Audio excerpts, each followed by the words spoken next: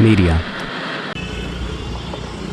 Yesterday, the White House Press Secretary Caroline Leavitt called out. Can we function without it? We've been using it for generations. We will analyze a few everyday situations where we are dependent on media. Mark Deuze says we domesticated media. But what's the actual amount of media around us?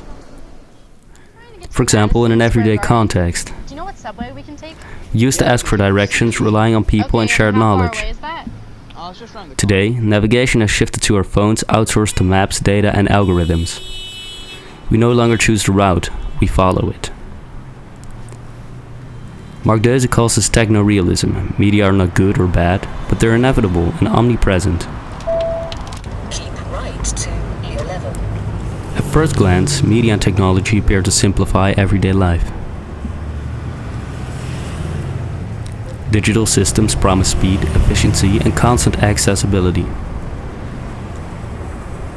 Yet this growing level of mediation often introduces new forms of complexity into ordinary daily practices.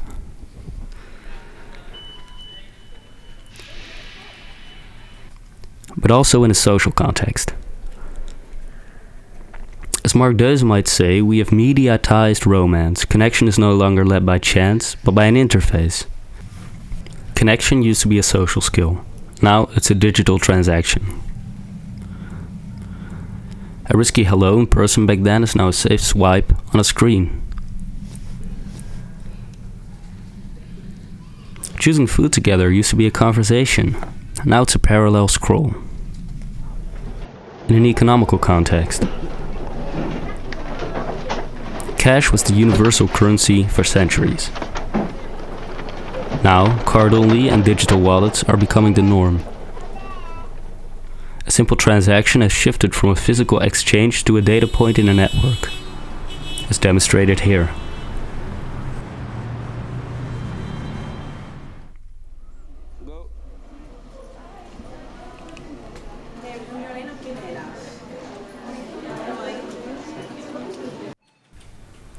Without digital means you are literally outside the economy.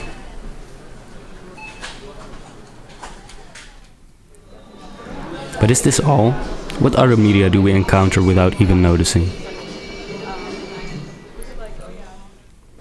Even when checking the weather. We have a habit to check our phones before we actually look up into the sky to see how the weather is.